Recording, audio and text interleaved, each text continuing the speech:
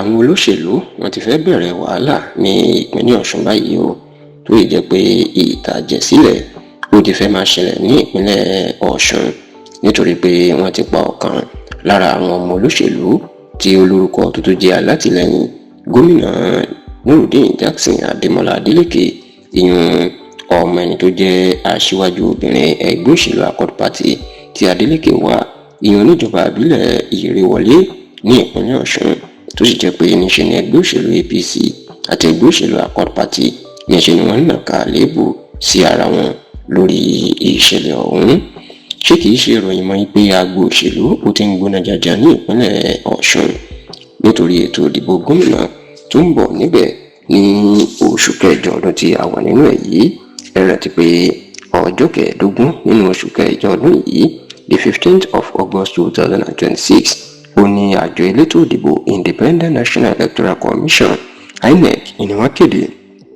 pé ètò ìdìbò gómìnà ìpínlẹ̀ Ọ̀ṣun yóò wáyé, bó sì tilẹ̀ jẹ́ pé gbogbo àwọn olùdíje tó fẹ́ ṣẹ́jú ẹgbẹ́ òṣèlú kọ̀ọ̀kan wọ́n ti farahàn, ṣùgbọ́n àwọn olùdíje mẹ́ta nínú ọ̀pọ̀lọpọ̀ àwọn olùdíje tó jáde inú ti fojú hàn pé àwọn ló lẹ́sẹ̀ nílẹ̀. Ọ̀kan láàrin wọn ni ó sì jáwé olúborí.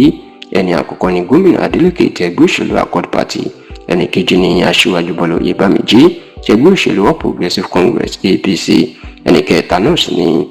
olùdíje ti ẹgbẹ́ òṣèlú African Democratic Congress, ìyún Honourable Najim Abdulsalam. ṣáò pẹ̀lú bí ìpolongo òbò ti bẹ̀rẹ̀ ní ìpínlẹ̀ Ọ̀ṣun báyìí, níṣe ni ọ̀rọ̀ máa bẹ́yìn yọ ní ọjọ́ Ẹtì tí ṣe Friday ọ̀sẹ̀ tó kọjá, nígbà tí wọ́n lọ pa ọmọ aṣíwájú obìnrin ẹgbẹ́ òṣèlú Accord Party tí ìjọba ìbílẹ̀ Ìrèwọlé tí wọ́n lọ pa ní ìpakúpa sí ìlú Ìkirè. Tẹlifíṣàn Yorùbá tó gbọ́ pé ọmọ aṣíwájú ẹgbẹ́ obìnrin Accord Party náà tí wọ́n ń pè ní Elúyẹra Kọ́ládé ó ní wọ́n lọ ká mọ́ agbègbè mọ́ṣáláṣí Onírèké tó wà ní ìlú Ìkirè tí wọ́n sì pa ní ìpakúpa síbẹ̀. Níṣe ni ọ̀rọ̀ yìí máa di ariwo ńlá tó di woro sí woro, tó sì jẹ́ pé níṣe ni ìgbìmọ̀ àpolongo ìbò Adélékè ní ìpínlẹ̀ Ọ̀ṣun nípasẹ̀ agbẹnusọ wọn amòfin Pẹ̀lúmi Ọlájẹ́ngbèsì níṣe náà fi àtẹ̀jáde síta pé àwọn tóògì olóṣèlú ẹgbẹ́ òṣèlú APC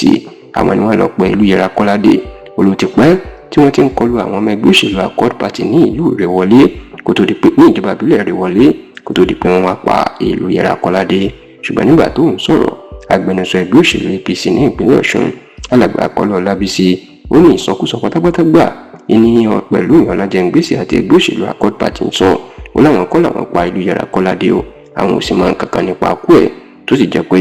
níṣe lọ̀rọ̀ yìí ó ti ń jẹ́ kí agbo òṣèlú ìpínlẹ̀ Ọ̀ṣun kó gbóná tí iléeṣẹ́ ọlọ́pàá ìpínlẹ̀ Ọ̀ṣun wọ́n sì láwọn ti bẹ̀rẹ̀ ìwádìí.